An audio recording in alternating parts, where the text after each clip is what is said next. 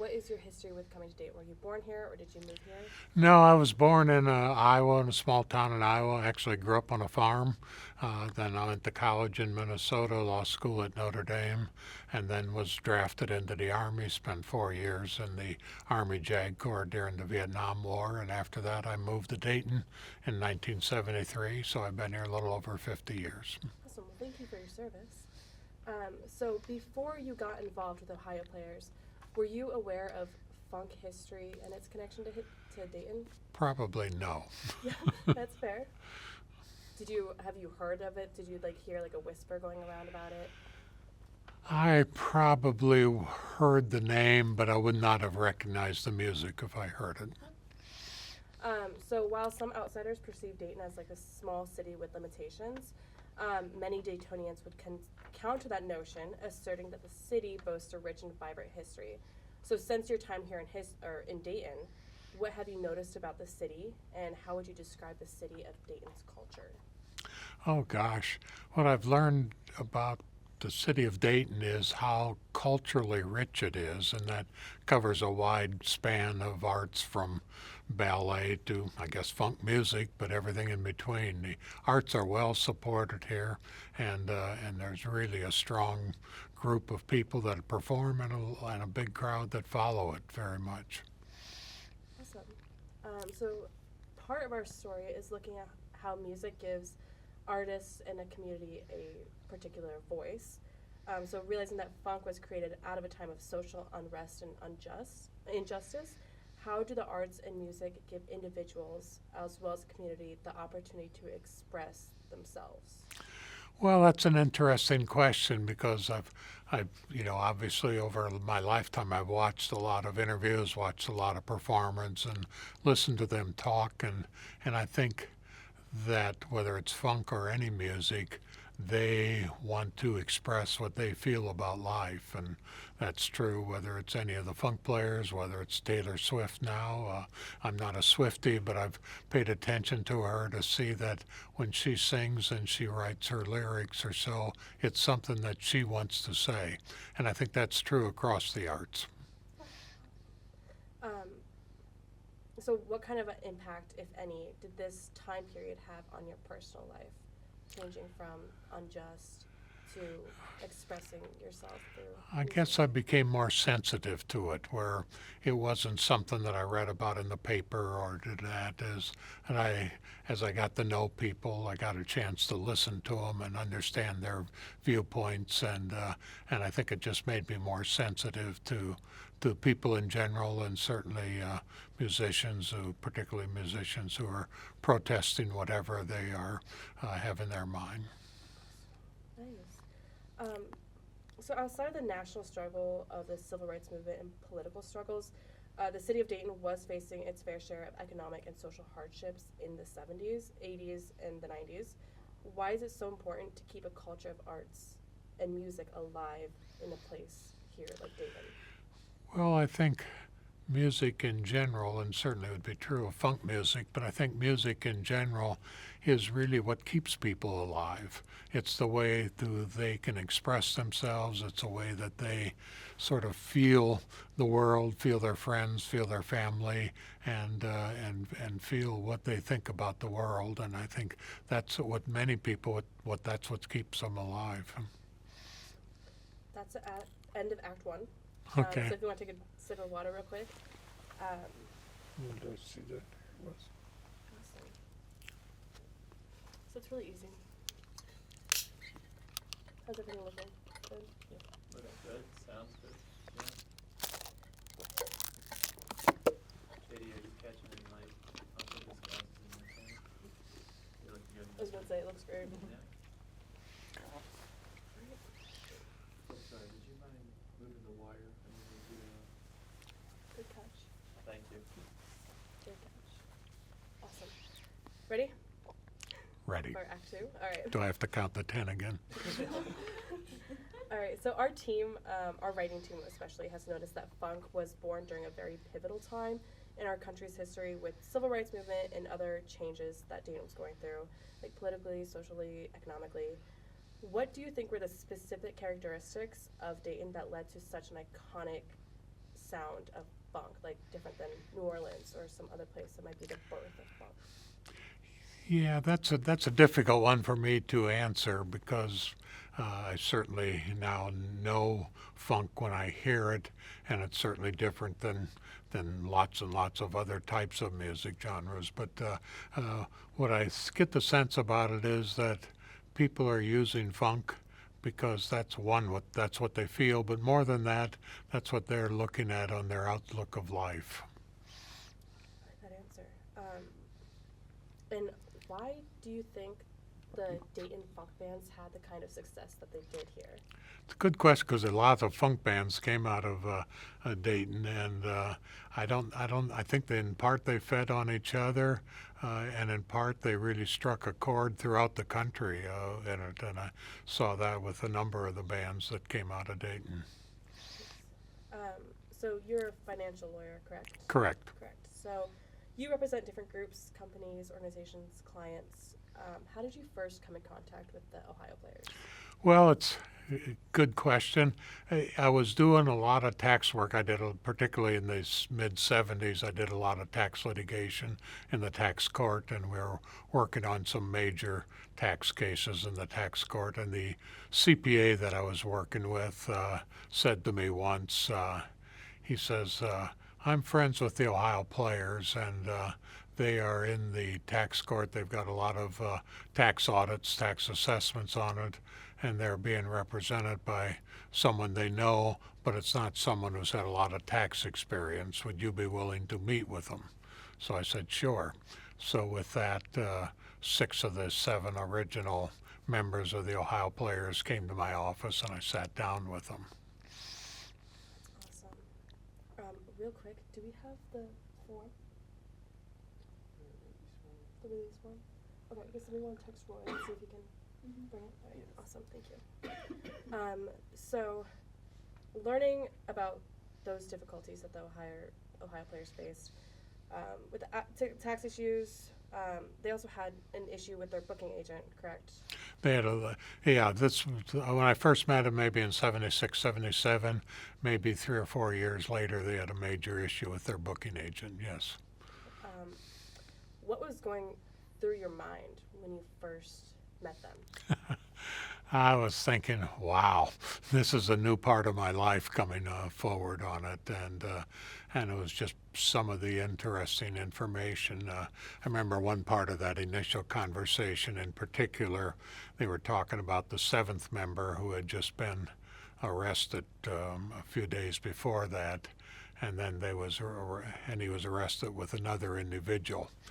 And I said, what was the name of the other guy? And Pee Wee Middlebrook said to me, he says, you don't even want his name to come out of your pen. And I thought, what a great line, what a great line to describe it. So that was one of them. And certainly in that same conversation, they talked about a variety of things. One playfully told me he thought he had 2 wives. Wasn't true, but he was married to one and living with someone else. And so it was a very memorable conversation. Many people, like fans and audience members, they see these bands through a different lens than people that are close to them, people who experience life with them. You yourself are in a particular spot to really get to know these individuals. What are some of the encounters you had with them? Oh, gosh. Yeah, I spent a lot of time with them. I ended up going to Chicago with them 3 or 4 times. I went to New York with them a couple of times. Went to Los Angeles with them a couple of times, and got to know them in all sorts of different venues and life experiences, and they were enjoyable. And they had a wide variety of the 7 guys. 6 of them I really always dealt with. They had very different personalities. Marvin Pierce, I remember, was just the coolest guy. I mean, it was fun traveling with him. He knew everybody. He had nice cars, and we would drive, and it was just plain enjoyable working with him. And other people were important in their own ways. Sugar Bonner, who was their lead singer, he and I probably became the closest over the years. He always said it was because we were both Pisces. I was born on March 8th and he was March 14th, but that always stuck with him. But I really got to know him, and a lot of people would sort of shake their head, and I thought, no, he knows what he's talking about. He looks at life very philosophically, and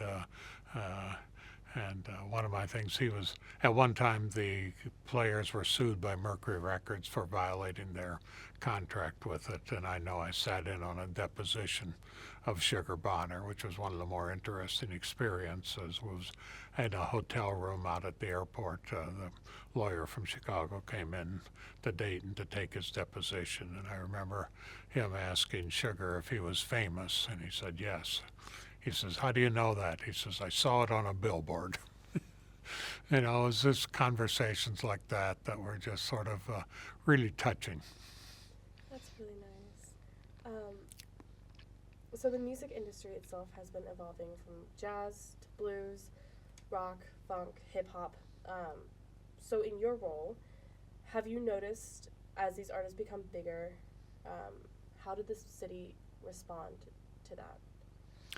I think the city, you know, it's another thing that always seems to be true is you're popular everywhere else except in your hometown, and the Ohio players used to talk about that all the time. You know, they would go elsewhere, whether it was, you know, and they would be seen as rock stars, and here they were just local Dayton people. So, but I've had other groups talk about that same thing, that you know, everybody knows them and knows them for what they are and who they are, and don't necessarily think of them that they're now newfound rock stars. So that was always interesting to me. But at the same time, I always thought that they had a good appreciation for their role in the music world. Do you think there was like some sort of pride that the residents of Dayton felt having these funk bands here in Dayton? I think they were always very proud that they were from Dayton, and I think they're, you know, none of them ever really moved away. Sugar Bonner actually grew up in Hamilton, but he spent his whole adult life in Dayton, and all the other ones grew up in Dayton, and they had no interest in living elsewhere. This was always their home. So, what surprised you the most about their impact on the city?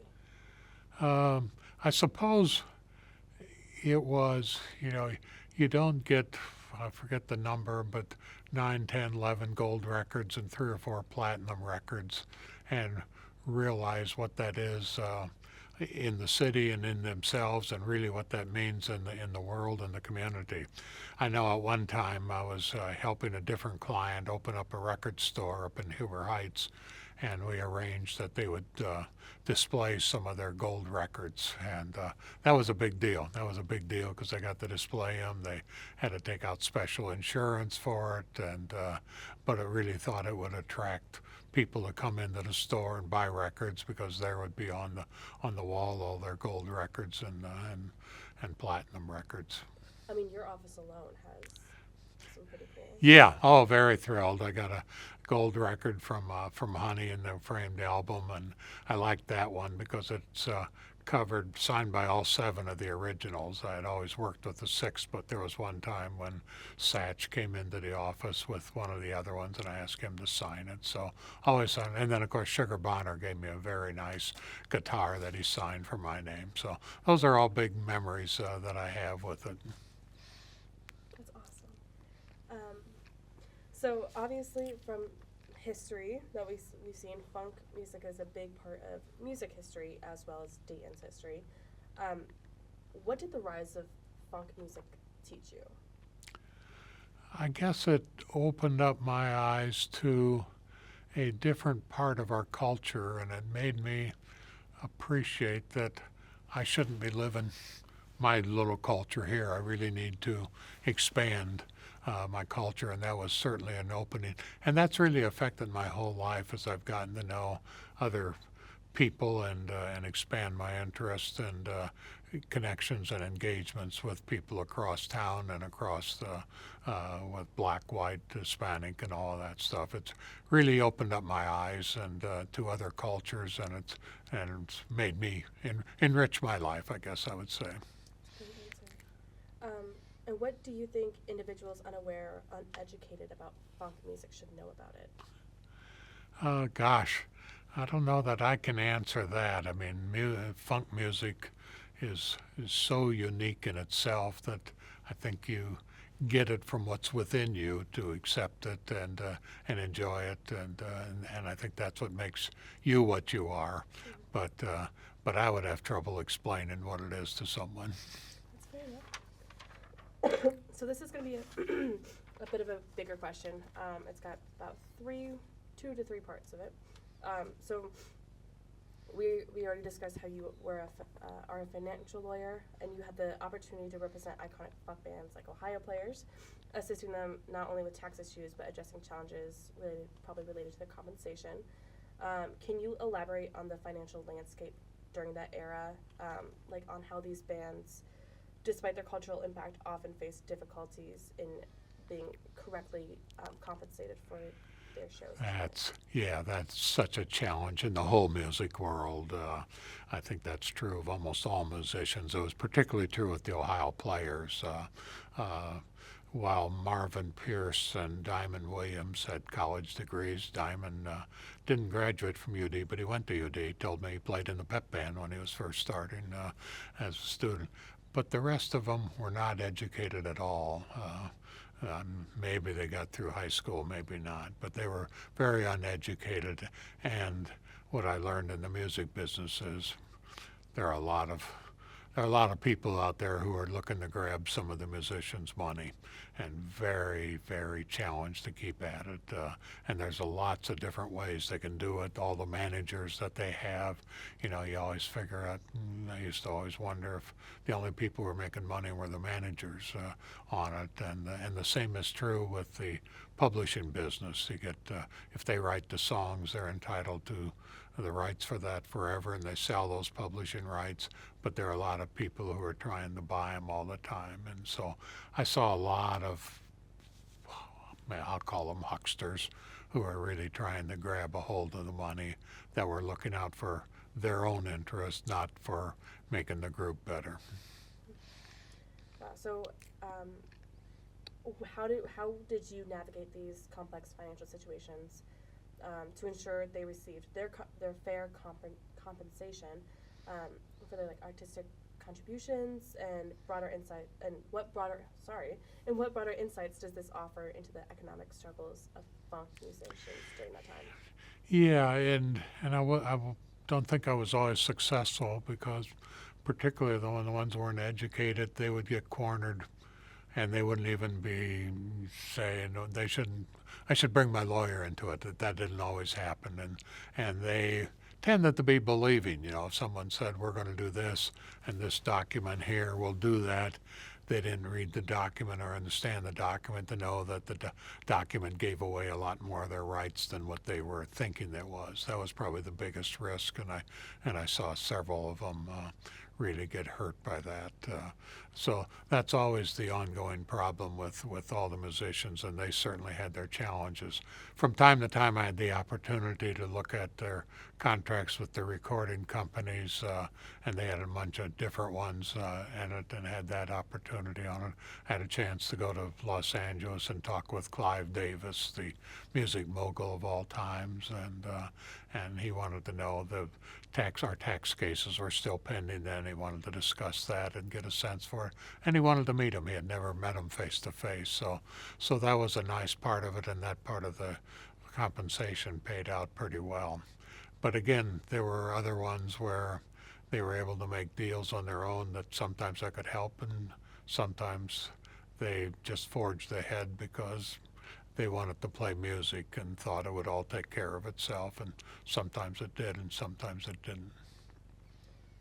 Well, What did become true, though, was over a long period of time, they get paid when they sign a recording contract. They get a big advance, and that's treated as an advance against royalties, and I used to think that they would never get their money back, but over a long period of time, they started doing very well. Let's say if they recorded them in the 70s, in the 90s, and the 2000s or so, they were doing very well on royalties in a way that I never thought they would. Good. That's the end of Act 2. So we can take another drink. Did Roy respond? I got Claire, and she's going to bring it over. Awesome. Sounds amazing. That was totally my fault. I just was not in the fishbowl today, so I completely forgot about it. If you want, you can probably cover it like sleeping in the shoulder, like So we're about halfway through. Yeah, we're doing pretty good. I've just turned off the thing back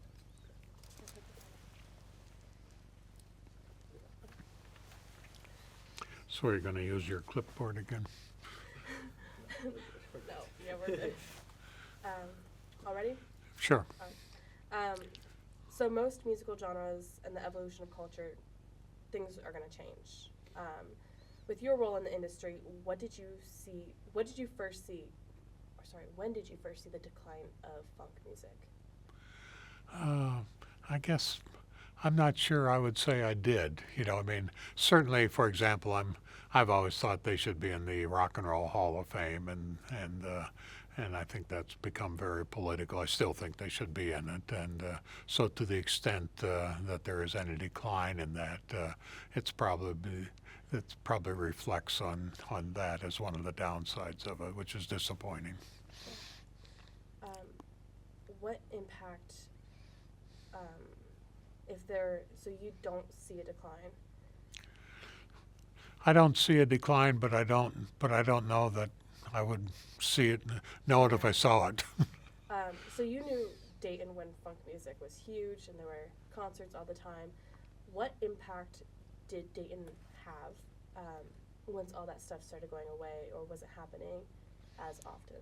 I think there were some of the local places that used to draw big crowds of the funk players and the funk bands that came in, and I think they lost business and some went out of business. I guess I would say that would be the most evident from my perspective of the decline.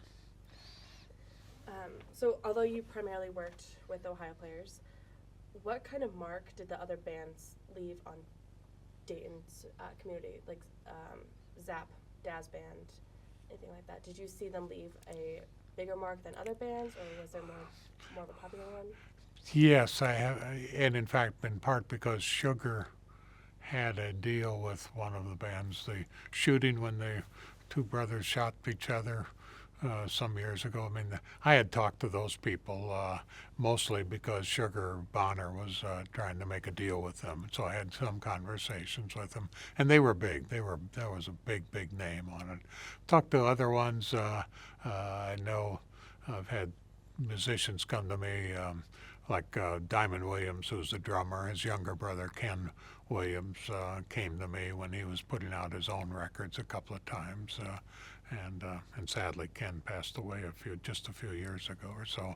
But I helped him on it. And there was another one, Dale Walton, I think, was in that category, and he came to me, and I talked with him. And then on the other side of it was someone came to me because he had won a record in gospel music, and came to me, and it became a big hit as a fact. But he's now a minister, has his own church, and so it takes some different directions, some good directions. So something we're looking at that's a pretty big part of the script is music education. So the growth of funk during the pivotal moment of our nation's history and social with political unrest, we talked about that a little bit.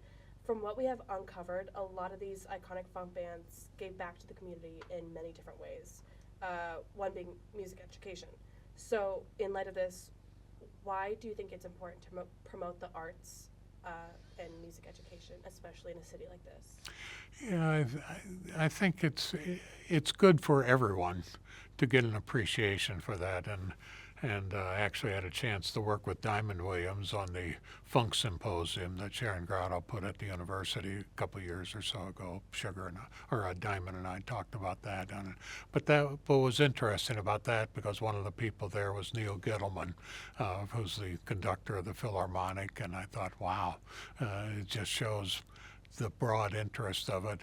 But more than that, I think, you know, we all live in a troubled world, and we look around the world, and there's a lot of bad things happen. And I think it's the music that keeps people optimistic about the future. It certainly does for me. And I don't claim to be a real musician by any means, but the music itself is a part that keeps my life optimistic.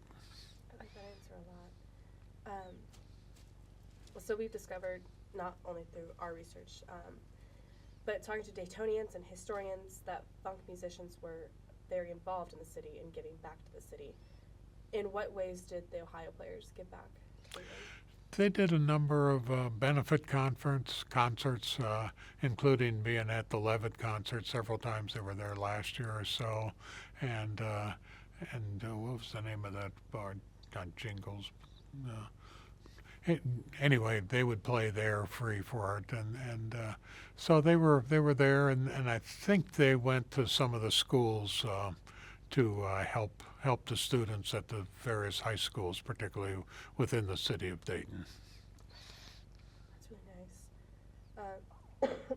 Excuse me. How is using music vital for unlocking voices and allowing individuals, as well as a community as a whole, to express themselves? Yeah, I may not be the best one to answer that, but I just, as a matter of observation, I can see what it does. You know, for example, I have a younger sister who lives in South Dakota, and music's been her entire life, mostly on the organ and piano, and giving piano lessons and organ lessons and playing at the church. And then she did a couple of albums, CDs on it, and I saw how it really fulfilled her life, and always thought that was a good example. And I think that's true across the people in general. It's a way to make you feel good about yourself. I really like that too.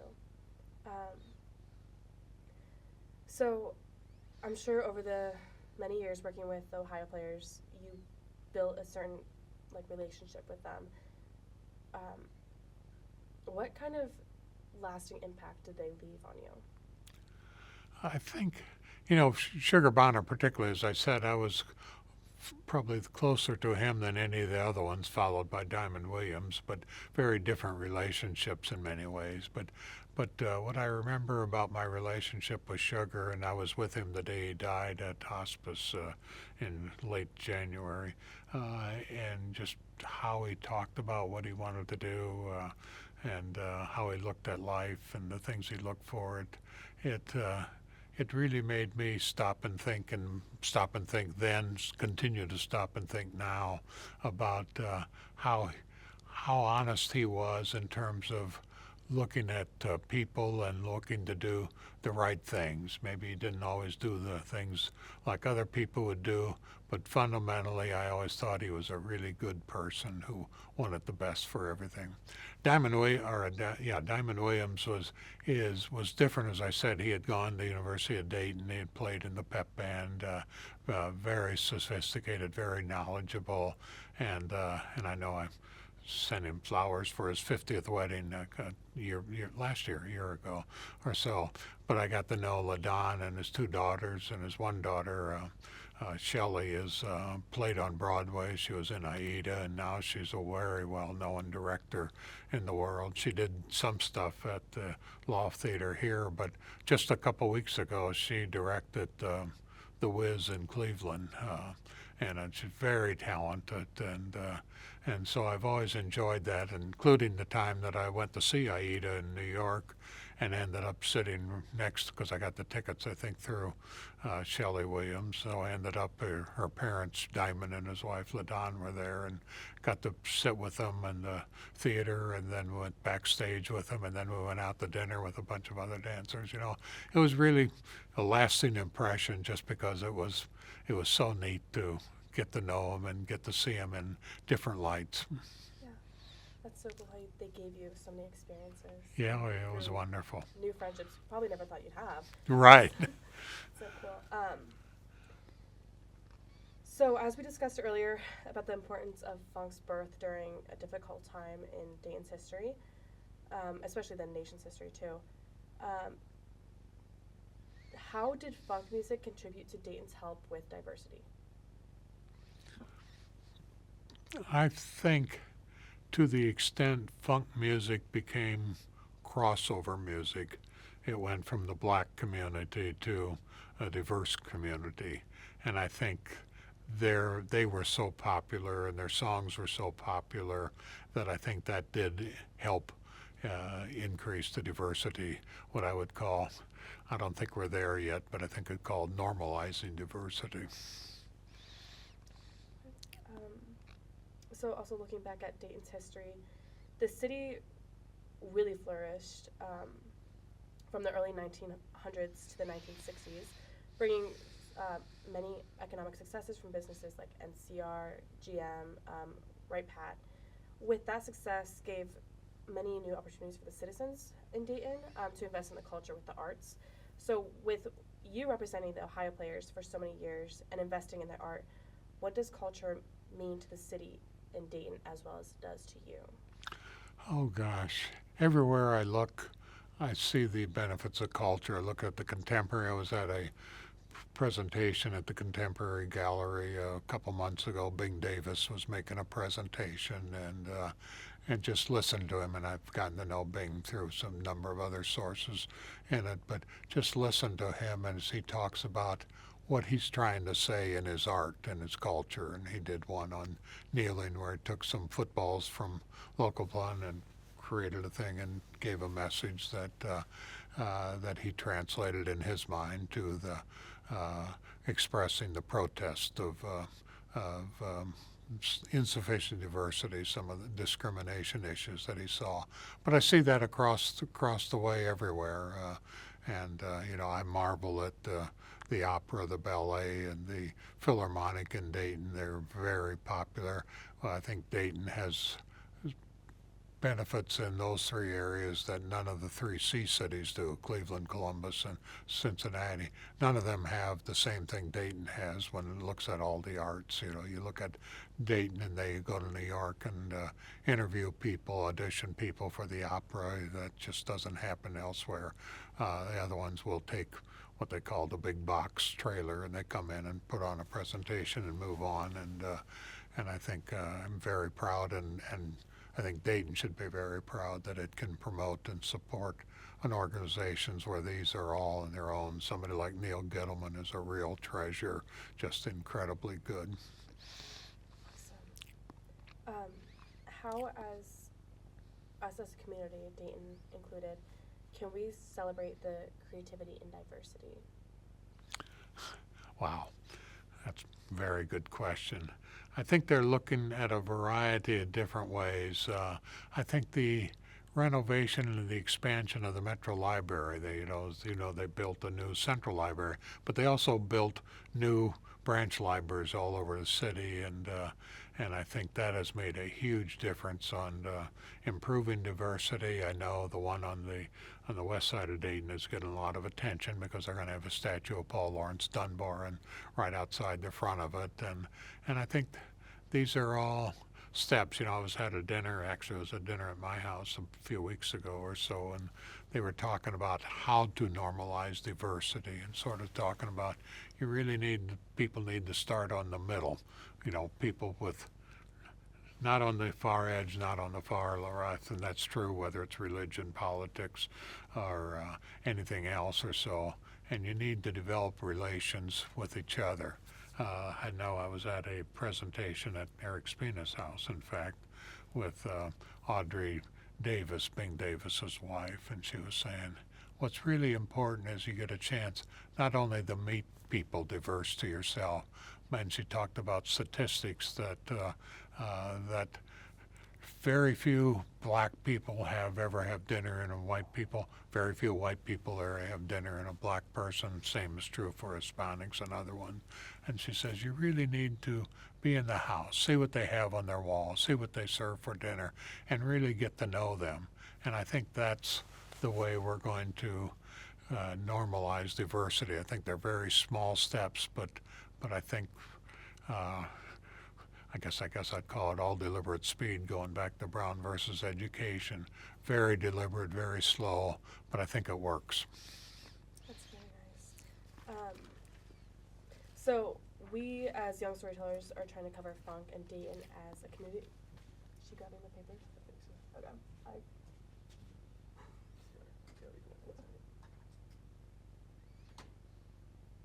Oh, she's gonna get locked out.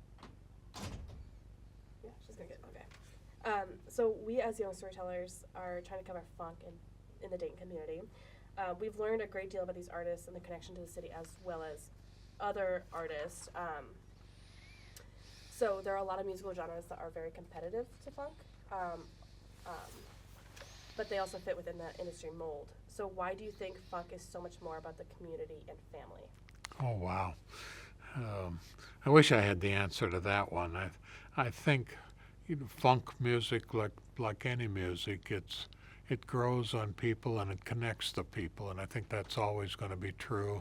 And I think funk, because it was always so unique, had a special way. People who like funk like other people who like funk, and I think that's probably how it best expands.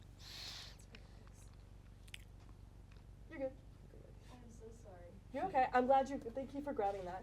No, I thought she was going to be able to get into the building, but she was just standing outside in the freezing weather. So I was like, I don't want to keep her waiting. We have one little section left. 3 more questions, so we're almost done.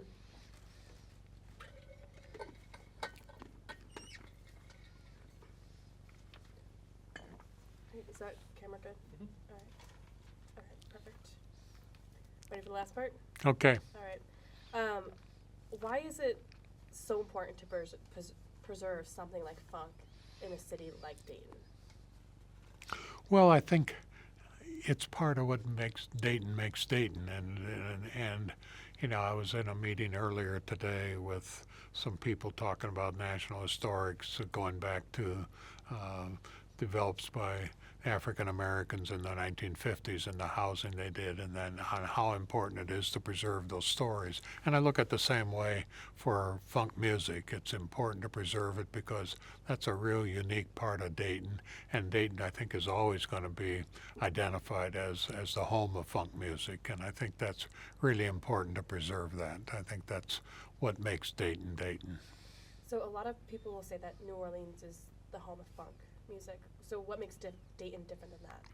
Yeah, I would never confuse the two. I've been to New Orleans a couple of times, and I wouldn't confuse Dayton and New Orleans. But because I think, to my way of thinking, New Orleans has a whole other set of jazz music that's really has a bigger part of their picture in a way that Dayton does not. So I think Dayton is more unique, but it's more specialized for being funk.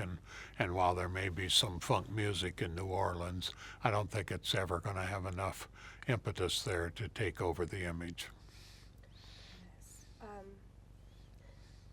In times of hardship, people often turn to the arts as an emotional release, as you talked about earlier. How have you seen music help heal the city of Dayton? Say that again? How have you seen music, like funk music, heal the city of Dayton?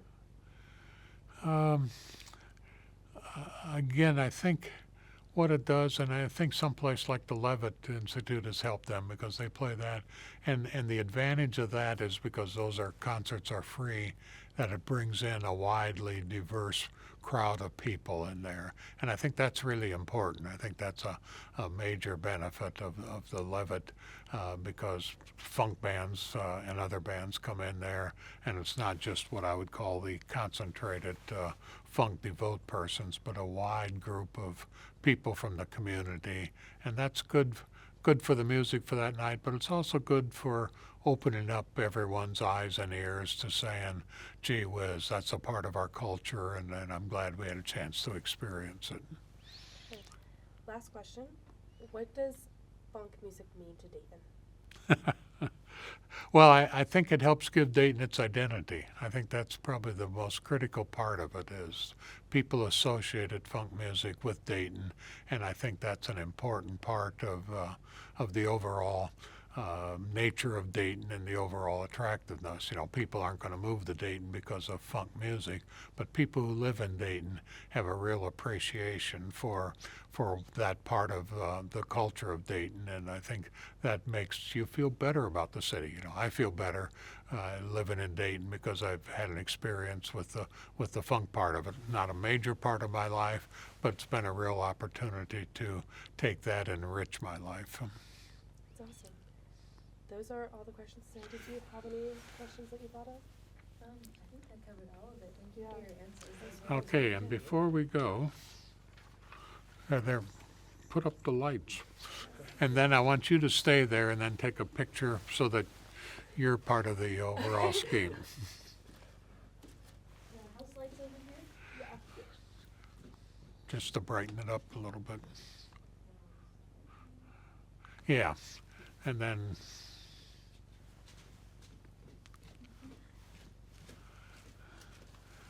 then take a couple, Yes, I can do that, absolutely. I mean, that's You got it? Thank you. Of all at once and everything? Or? yeah, and make sure she's in the picture. So you might have to step back a little bit. You're gonna be in there, JD? That's all, yeah, it's all fine.